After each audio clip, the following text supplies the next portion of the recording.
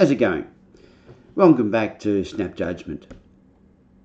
A question I'm often asked when I go around to camera clubs concerns metadata.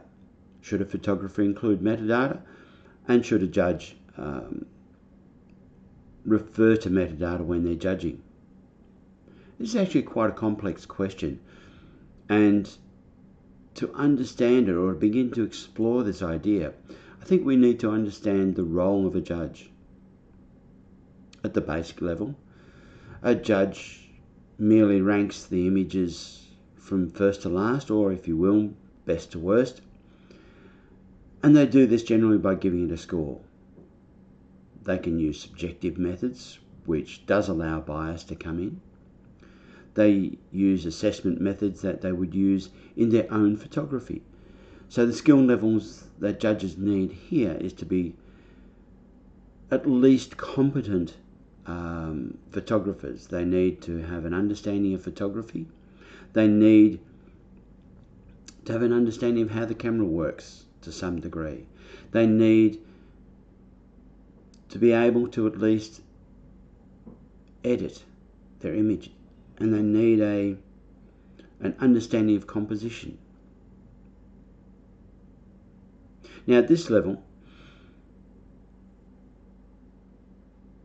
the judges often do not have access to the metadata, and this is the level of the national or the international competition.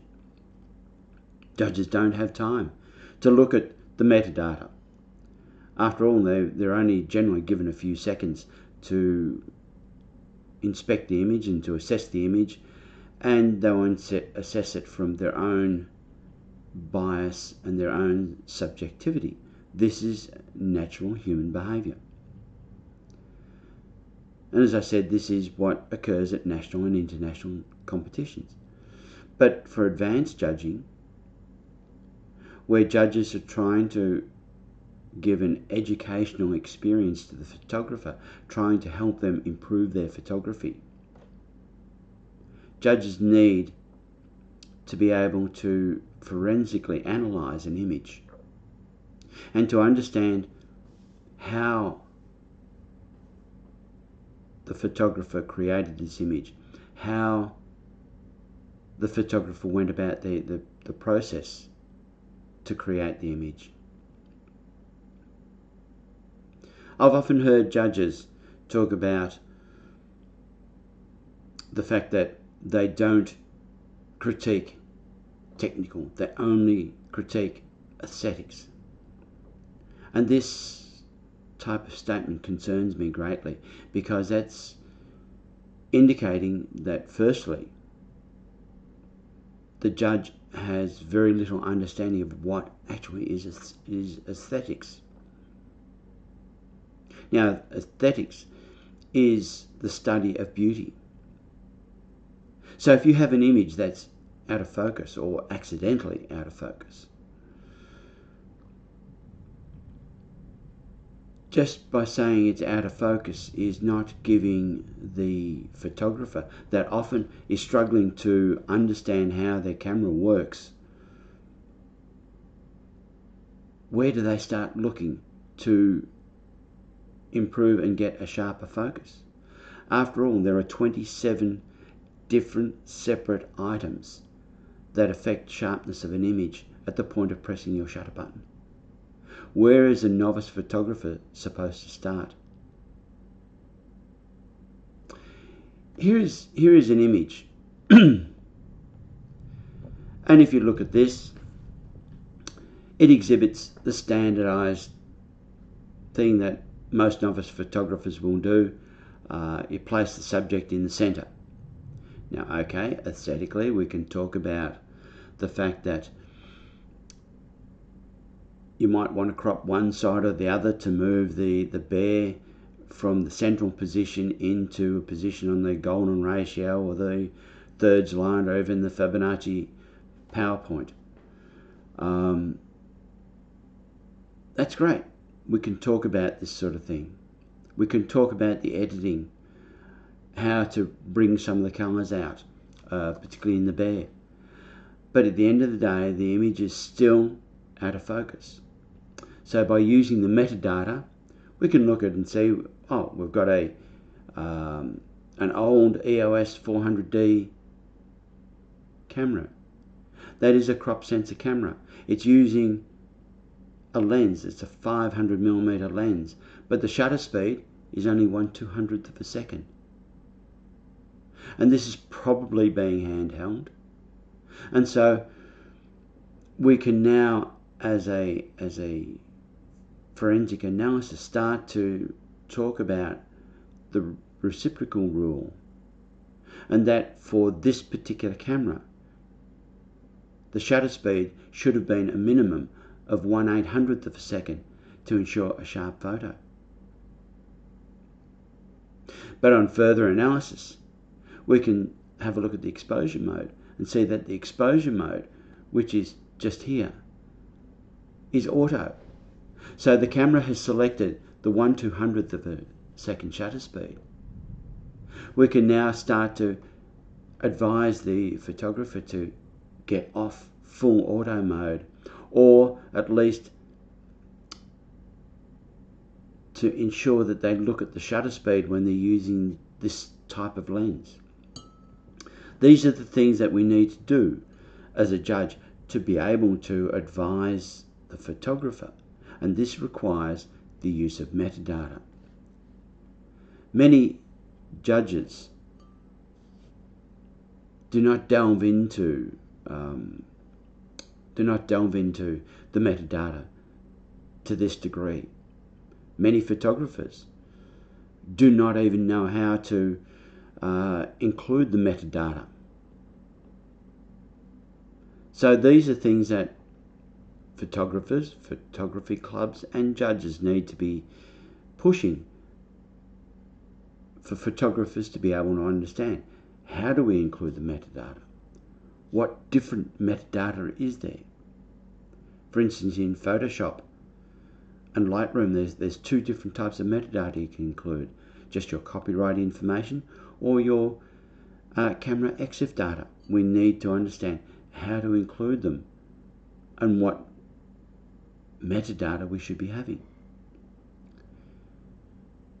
But the idea of including metadata goes much, much further than just that of the judges being able to assist the photographer to get a better image.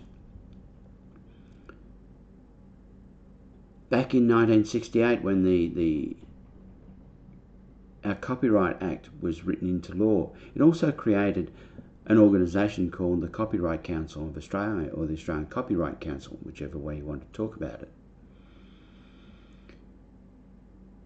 This council, the lawyers tell me that their advice is that you should never make an image an orphaned image. That is, one without metadata, because as they say, it is almost impossible to prove that an image is your image. But the question of metadata goes beyond judges and beyond the copyright. In the last 12 to 18 months, the conversation around artificial intelligence has exploded, with many organisations making ill-informed decisions and putting out ill-informed advice. As an example, you look at the 2024 Australian Photographer of the Year.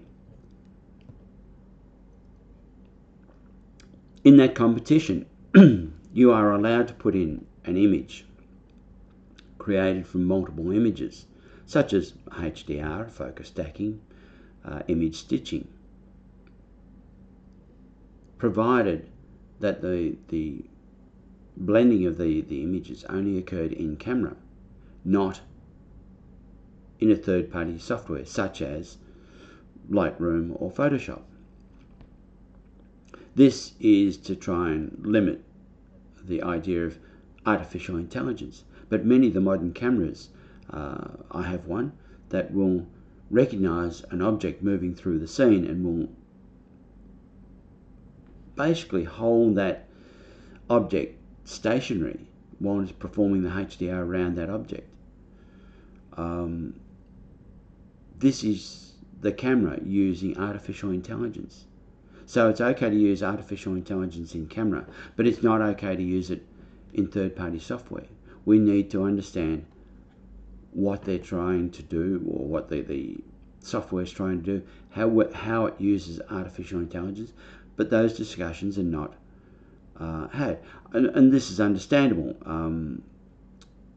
The artificial intelligence in photography is game-changing technology. It is a disruptive technology, and therefore, being a disruptive technology, it creates fear. And as Frank Herbert said in his book Dune, fear is the mind killer. And you see this all the time within these discussions around the limited amount of understanding that people have. But going back to that 2024 competition, how's a judge supposed to know if the image is being blended together in camera or in a third-party software without the use of metadata? And yet, again, the judges are not given that opportunity to look at the metadata. So we need a much more holistic conversation around the use of metadata and judges' access to metadata. Very few competitions, in fact, mandate the inclusion of metadata. So we need to have, as a photographic community, we need to have a much greater discussion around the use of this idea of metadata. But it even goes further. You have a look at, now I personally use Photoshop and its products, and you look at Adobe at the moment are developing what they call content credentials, and they will stamp an image as having used artificial intelligence if you've gone and used an AI generated tool. And yes, not just the AI, generative AI, but a tool. So if you use the remove tool in Photoshop or in Lightroom, your image is stamped as having used AI just because you've removed a stick or a rock. Is that what we're trying to create within the photographic community? You can't use the modern tools? Because if I use the clone stamp tool, yes, I can remove the stick or that sort of thing. Not as easily and potentially not as well. But is that what we're trying to stop people doing? Using the modern tools to create their artwork. And to create this idea of a discussion around that, we need to start thinking about what is photography. Now I know photography is impossible to define. Yes, I know people watching this will say, oh, but it's the exposure of a material or a light sensitive device to light that creates photography. Well, that is true. That's the mechanical idea of photography. But that basic definition doesn't talk about the difference between, say, an Edward Steichen and an Ansel Adams or an Annie Leibovitz or a Man Ray. It doesn't talk about why some people like going and photographing waterfalls, where others prefer to go and photograph street photography, or others prefer macro photography. Photography itself, the pursuit of photography, is a highly personalized, highly individual pursuit. And photography means something different to each and every one of us. And so I think we need to start the discussion around what photography means, and then expand that out to what do we want to achieve with our competitions, and what role judges will play within those competition, and also what we actually want to allow within our competitions. Yes, I can understand people being upset using things like generative AI that is going to add components to an image. But what's wrong with removing components? And yet a system doesn't allow that.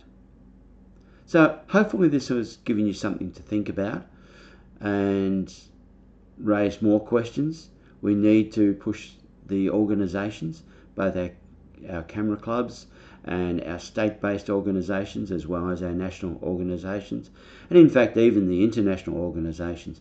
We need to be pushing competition organisers to think outside the square. We need them to start thinking about what the competitions are really doing for each and every one of us. So I hope you've got something from this video, and if you have, please hit the subscribe button and the like button. Thanks a lot, and see you next time.